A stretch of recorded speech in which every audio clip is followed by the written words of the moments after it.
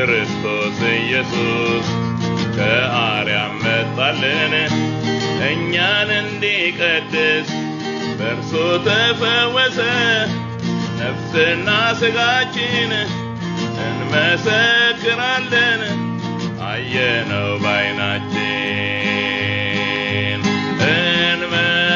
እንመሰክራለን ኢየሱስ እንዳዳነን በደሙ ቤዛነት ሕይወት እንዳገኘን ፍቅሩን ላልቀመሱ እንማልዳለን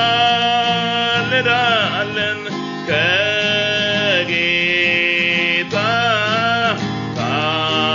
ታረቁ እንላቸዋለን።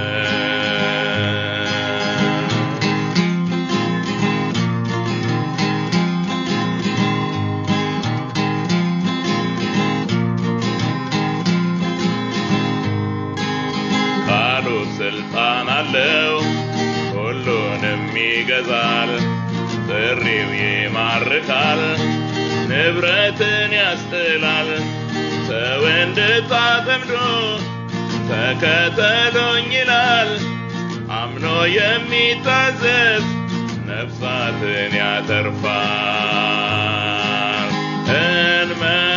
እንመሰክራለን ኢየሱስ እንዳዳነን በደሙ ቤዛነት ሕይወት እንዳገኘን ፍቅሩን ላልቀመሱ እንማልዳለን ከጌታ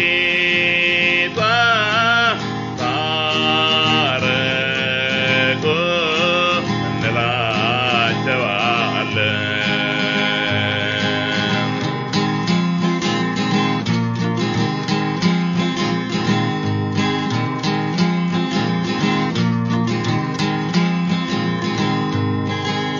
ማነው የሚያሳየን በጎውን የሚሉ የመኖር ትርጉሙ ጠፍቶባቸው ውሎ የሚቅበዘበዙ እጅግ ብዙ ናቸው ከሲኦል ሳይገቡ እንድረስላቸው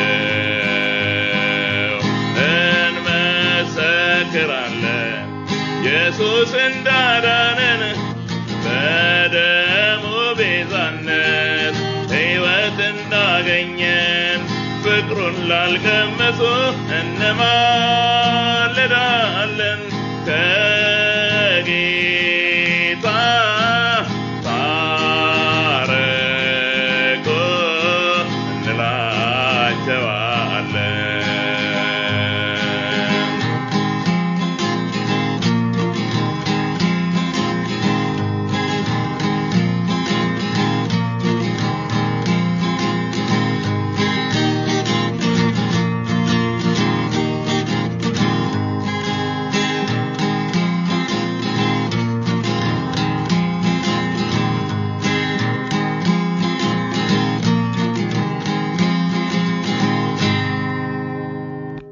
ኢየሱስ ክርስቶስን አለመቀበል ማለት እግዚአብሔር አብ አባትን አለመቀበል ፈጣሪን አለመቀበል ማለት ነው። ሕይወትን አለመቀበል ማለት ነው። ሕይወትን መግፋት ማለት ነው። ስለዚህ የገፋነው እግዚአብሔር ምን ያደርጋል ማለት ነው? የገፋነው እግዚአብሔር አንቀበልም ያልነው የዘላለም ሕይወት እርሱ በመጨረሻው ቀን ይፈርድብናል። በዛን ቀን አልሰማውም ማለት አንችልም ማለት ነው። ጌታ ሲናገር እኔ ከራሴ አልተናገርኩምና ይላል። አያችሁ። ነገር ግን የላከኝ አብ እርሱ የምለውን የምናገረውንም ትእዛዝ ሰጠኝ። እርሱ ነው ይሄንን የምናገረውን ተናገር ያለኝ። ትእዛዙም የዘላለም ሕይወት እንደሆነች አውቃለሁ። አይገርምም? ትእዛዙ እንድነግራችሁ የነገረኝ የዘላለም ሕይወት እንደሆነ አውቃለሁ። የዘላለም ሕይወት እንዴት ይሆናል ለሚለው ደግሞ ሰዎች በጨለማ የሚመላለሱ ሰዎች በብርሃን ይመላለሳሉ ማለት ነው። እግዚአብሔር ብርሃን ስለሆነ ማለት ነው። በብርሃን ያመላልሳል ማለት ነው። ይሄ ቃል ይሄ ቃል ሕይወት ነው። ይሄ ቃል ኢየሱስ ክርስቶስ የተናገረው ቃል የዘላለም ሕይወት ነው። ኢየሱስ የሚናገረው ከአብ ይዞ የመጣልን ቃል ወደ አብ እንኳን ዮሐንስ ወንጌል ምዕራፍ 17 ሲናገር የሰጠኝን ቃል ሰጥቻቸዋለሁ አለ። ሕይወት እኮ ነው የሰጠን ጌታ። እንዲህ በወንጌል ሲነገር አሁን ሰዎች የእግዚአብሔርን ቃል ቸል የሚሉት ብዙ ጊዜ ሕይወት ይሄ ነው፣ ከዚህ ውጭ ሕይወት የለም። እግዚአብሔር አምላክ የተመሰገነ ይሁን። ስለዚህ ትእዛዙም የዘላለም ሕይወት እንደሆነች አውቃለሁ። ስለዚህ እኔ የምናገረውን አብ እንደነገረኝ እንዲሁ እናገራለሁ። ምን እንፈልጋለን? አብ እንደተናገረው እንዲሁ እናገራለሁ አለ። አይቀነስበት፣ አይጨመርበት። አያችሁ ቅዱሳን፣ የእግዚአብሔር ነገር አይጨመርበት፣ አይቀነስበትም። እንዳለ ሲሆን እርሱ ሕይወት ነው። እርሱ የዘላለም ሕይወት ነው። እግዚአብሔር አምላክ የተመሰገነ ይሁን እና ቅዱሳን እባካችሁ ልምከራችሁ፣ የእግዚአብሔርን ቃል አትጣሉ። እኔን የሚጥል አለ የተናገርኩትን ቃሌን የሚጥል የጣለኝ እኔን አይደለም የላከኝን ነው የጣለው፣ እግዚአብሔርን ነው የጣለው አለ።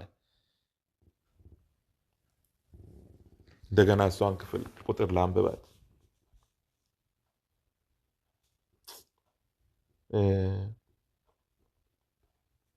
የሚጥለኝ ቃሌንም የማይቀበለው እርሱ የሚፈርድበት አለው።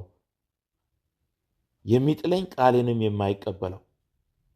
ስለዚህ የእግዚአብሔርን ቃል አለመቀበል ማለት፣ ወንጌልን አለመቀበል ማለት፣ እዚህ የተጻፈውን አለመቀበል ማለት እግዚአብሔርን አለመቀበል ማለት ነው።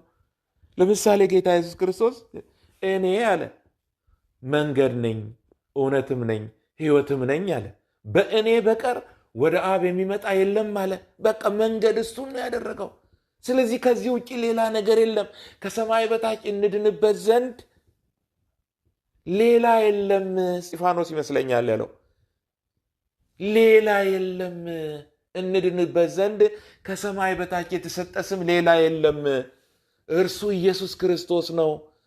በቃ በሩ እኔ ነኝ አለ። በቃ እኔ ነኝ። በክርስትና ስም የምንጠራ ብዙ ልዩ ልዩ ሃይማኖቶች አለን። ግን ጌታ ኢየሱስ የተናገረውን የማንቀበል የማናስተናግድ ሌላ ነገር ከእግዚአብሔር ቃል ጋራ ኢየሱስ ከተናገረው ቃል ጋራ የሚቃረን ተቀብለን ሁለት እርስ በርስ የሚቃረኑ ነገሮች ይዘን የምንሄድ ሰዎች አለን። ልክ አይደለም። ኢየሱስ ክርስቶስ የተናገረውን ቃል ሳንቀበል እግዚአብሔር አለን ማለት አንችልም። እግዚአብሔርን እያመለክን ነው ማለት አንችልም። ስለዚህ በጣም መጠንቀቅ አለብን። እግዚአብሔር አምላክ የተመሰገነ ይሁን። እስቲ አጭር ጸሎት እንጸልይ። ቅዱሳን እግዚአብሔር ሆይ እናመሰግናለን፣ እናከብራለን ስለዚህ ጊዜና ሰዓት ይህንን መልካም ቃል የሕይወት ቃል ስለሰጠህን እግዚአብሔር ሆይ እናመሰግናለን።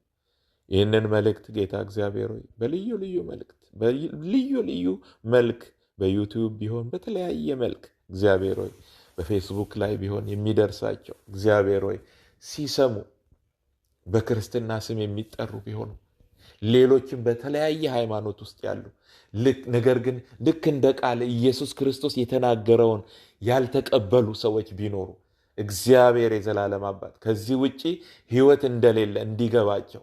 ምክንያቱም ይሄው እንደሚናገረው አብ የሰጠኝ ትእዛዝ የዘላለም ሕይወት እንደሆነች ያውቃለሁ፣ እኛ የምንድንበት ነው። እግዚአብሔር ሆይ እለምንሃለሁኝ ጌታ ሆይ ወደ ሕይወት የሚያመጣቸው እንዲሆን ለሕይወት እንዲሆናቸው እንዲመረምሩ እግዚአብሔር ሆይ በዚህ በዮሐንስ ወንጌል በአዲስ ኪዳን መጽሐፍ ምዕራፍ 12 ላይ ከቁጥር 44 እስከ 50 ድረስ ያለውን እግዚአብሔር ሆይ ተመልሰው በራሳቸው ጊዜ እንዲያነቡትና እንዲረዱት እግዚአብሔር ሆይ ካልገባቸውም ደግሞ ደጋግመው እንዲያነቡት ካልገባቸውም ይሄ የተናገርኩትን የእግዚአብሔርን ሐሳብ ደጋግመው እንዲሰሙ ጥያቄም ካላቸው እግዚአብሔር ሆይ እንዲጠይቁኝና እንዳስረዳቸው የዘላለም አባት እግዚአብሔር ሆይ እንድትረዳቸው በኢየሱስ ክርስቶስ ስም እጸልያለሁ።